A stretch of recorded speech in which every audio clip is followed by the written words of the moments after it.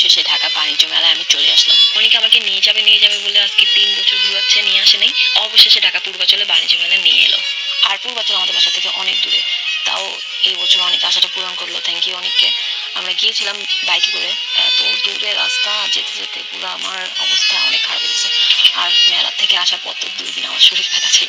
আচ্ছা আচ্ছা, যাই হোক, ঘোরার থেকে বড় ওষুধ কিছু হতে পারে না। বাসায় সারাদিন আমি বসেই থাকি। সেদিন মেলা গিয়েছিলাম, তো অনেকক্ষণ হাঁটা লাগছিল, কারণ মেলাটা ভালোই বড় ছিল। তাও পুরোটা শেষ করতে পারিনি হেঁটে। মনে হয়েছিল আমি কিছু কিছু পার্ট মিস করেছি। মেলায় গেলে একদল লোক তো আচার খাবেই, দুনিয়া অকাল পাতাল হয়ে যায়।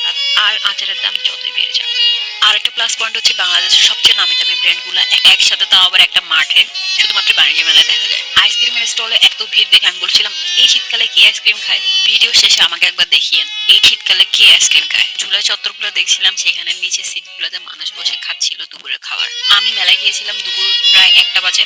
তখনই এত মানুষ, মানে যখন মেলায় ঢুকছিলাম তখন দেখলাম একদল লোক বের হয়ে যাচ্ছে আর আমরা ঢুকছি।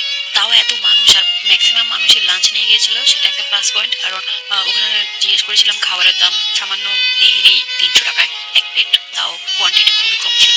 মেলায় গেলে সবচেয়ে বুদ্ধিমানের কাজ হচ্ছে লাঞ্চটা নিয়ে যাওয়া, খাওয়ার টাইমে গেলে আর কি। আর সব খাবারের অনেক দাম। একটা স্টলের সামনে দেখলাম অনেক ভিড়, গিয়ে দেখি সেটা ইন্ডিয়ান স্টল।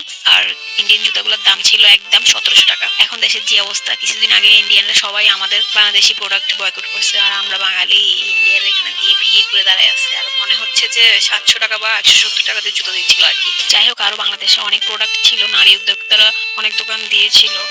যেমন ব্ল্যাক ড্রেসটার দাম ছিল 1700 টাকা, 1 টাকা কমাবে না, একদম ফিক্সড প্রাইস। মনে হয় মেলার লাস্টের দিক দিয়ে গেলে ডিসকাউন্টে ছাড়বে, যেহেতু যেহেতু আমরা মেলা প্রায় ফার্স্টে গিয়েছিলাম, তাই এখন 1 টাকাও ডিসকাউন্ট দিচ্ছিল না আর কি। মেলায় এবার কিউটি কোম্পানির মানুষই কিছু ফ্রিতে খাওয়া টেস্ট করাচ্ছিল, সেখানে আমিও গিয়েছি।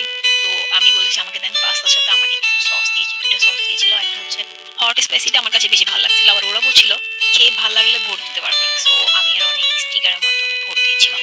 এরপরে মেলায় আরেকটা আকর্ষণীয় স্থান হলো সবজি কিভাবে এত দ্রুত মেশিনগুলোতে কাটে সেগুলো দেখা। এটা বুঝছেন এক ধরনের চম্বুকের মতো আকর্ষণ করে। মানুষ যত দূরে থাকুক না কেন, এই কাটাকাটি বা এই মানুষগুলো হিন্দি কথা শুনলে অনেক দূর থেকে দূরে চলে আসে। আমি ব্যতিক্রম না, আমিও দেখছিলাম।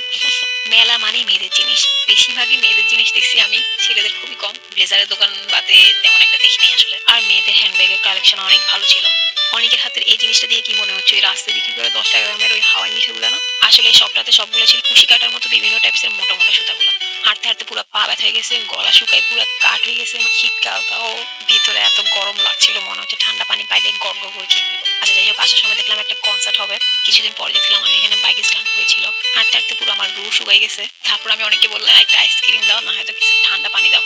ঠান্ডা পানি ছিল না, তো একটা আইসক্রিম কিনে দিল। আর ম্যাঙ্গো আইসক্রিমটা আমি ফার্স্ট ট্রাই করেছি। যাওয়ার সময় ভিডিওতে দেখি এটা খেলে আমের মতো আমের মতো। আসলে এটা যখন আমি কামড় দিয়েছি, এটা ফ্লেভার পুরো একটা দুধ দিয়ে আম দিয়ে ভাত দিয়ে খেলে যেরকম একটা ফ্লেভার পাওয়া যায়, একদম সেম।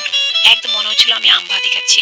আসার সময় ম্যাঙ্গো কার্টুনটা দাঁড়িয়ে আছিল, ভাবছি একটা ছবি বা ভিডিও নিব। এত মানুষ, মানুষের মতো মানুষ খাচ্ছে, কোনো রকম একটা ভিডিও করে চলে আসলাম। আর যাওয়ার সময় অনেকে বললাম একটা টাটা দাও, সে টাটা দিচ্ছে, চুল ঠিক করে বল কি এটাই আমাদের স্টাইল টাটার। তারপরে এই যে ভাইরাল বেলুন গুলা মেলায় চলে আসলো। লাস্টে দেখলাম বিশাল একটা বেলুন, এই বেলুনটা কে কিনবে? সিএনজি এর ব্যাগে করে গেলে তো নিয়ে যেতে পারবো না।